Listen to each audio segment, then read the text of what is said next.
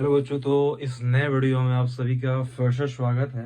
तो arithmetic progression NCERT 5.3 question number third का question number आपका ये है क्वेश्चन नंबर 7। ठीक है, तो क्वेश्चन को ध्यान से देखिएगा। इस क्वेश्चन में दिया हुआ है क्या, ए दिया हुआ है, और ए को क्या बोलते हैं, फर्स्ट टर्म बोलते हैं। फिर क्या लिखा हुआ है, ए एन, तो ए एन को ही क्या बोलते हैं, टी एन बोलते हैं, और टी एन को ही क्या बोलते हैं, लास्ट टर्म बोलते हैं। क्या बोलते हैं, लास्ट टर्म बोलते हैं। ये बात आपको पता है कि टी एन को ही ए एन बोलते हैं और ए एन को ही क्या बोलते हैं, लास्ट टर्म बोलते हैं। और फिर एस एन भी दिया हुआ है। एस एन मीन्स क्या होता है, sum of all term, sum of all term. किसमें, एपी में। तो यहाँ पे निकालना है, क्या निकालना है, एन निकालना है और डी निकालना है।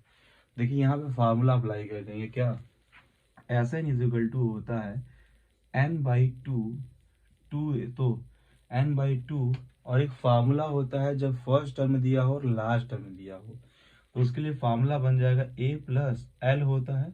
और मैं एल को ही क्या बोलते हैं, एल इज इक्वल टू होता है टी एन, और T N is equal to होता है ए एन। तो यहाँ पे क्या हो गया, एल बराबर टी एन बराबर एन, ए एन।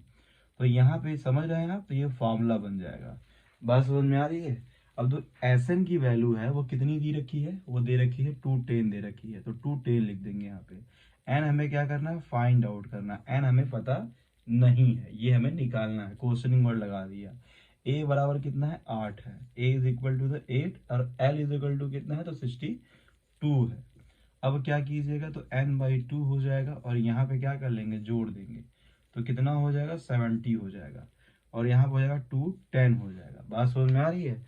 अब क्या कर लेंगे, तो इसको काट देंगे, तो कितना आएगा, 35 आ जाएगा। कितना आ जाएगा, 35 आ जाएगा।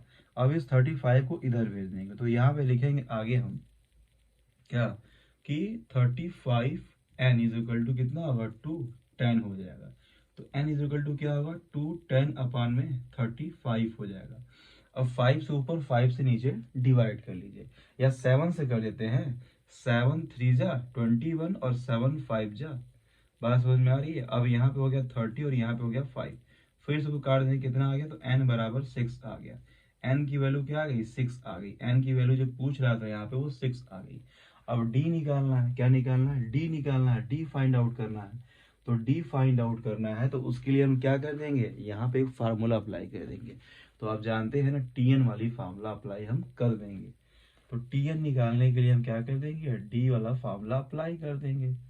ठीक है, या देखिए यहाँ पे तो डी कहीं दिख नहीं रहा है, तो फॉर्मूला हमें निकालना पड़ेगा। ठीक है, एन की वैल्यू यहाँ पे आ गई है। तो फार्मूला हमारा क्या होता है, फार्मूला हमारा होता है T N is equal to A plus N minus one into D होता है। और टी एन की वैल्यू, तो टी रहा, मतलब टर्म रहा, और कितना टर्म, तो 6 टर्म आ गया है। नंबर ऑफ टर्म मतलब कि 6 आ गया है। और ए की जो वैल्यू है वो कितनी है भाई, 8 है। ठीक है, बात समझ में आ रही है। और 6 टर्म की जो वैल्यू है वो कितनी है, देखिए यहाँ पे जब रखेंगे आप, तो यहाँ पे देखिए हम यहाँ फॉर्मूला जो रखते हैं उसको ए एन रखते हैं भाई। क्या रखते हैं, ए एन रखते हैं। ए एन रख के हम निकालते हैं।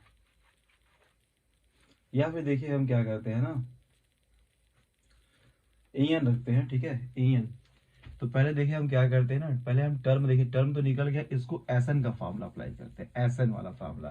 क्योंकि एसन के थ्रू क्या निकला है, 6 टर्म निकला है। तो क्या, तो यहाँ पे S n is equal to the a plus, sorry, S n is equal to n by 2a plus N minus one into d. ये फार्मूला लगा देते तो ज़्यादा बेटर पड़ेगा।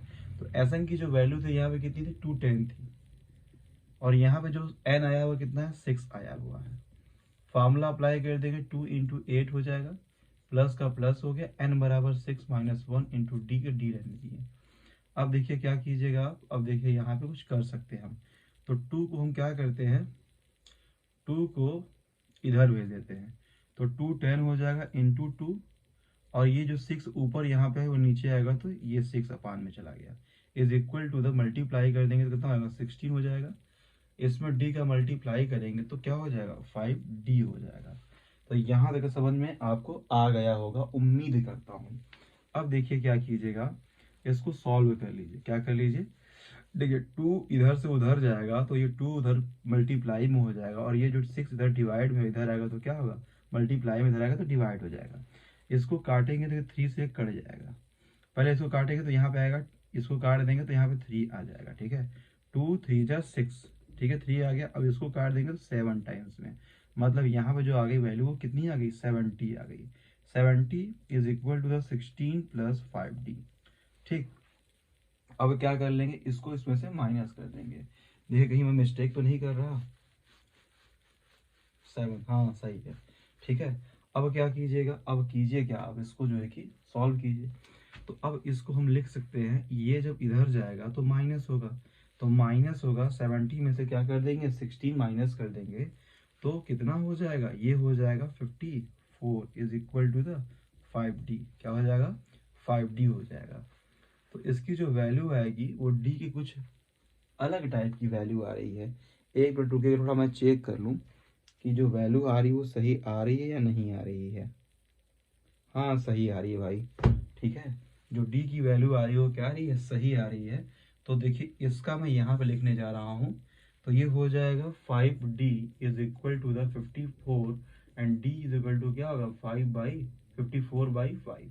ये आपका आंसर हो गया। क्या हो गया, आंसर हो गया। तो उम्मीद करता हूँ कि आपको समझ में आया होगा, और समझ में आया है तो प्लीज़ लाइक करें, शेयर करें एंड सब्सक्राइब करें।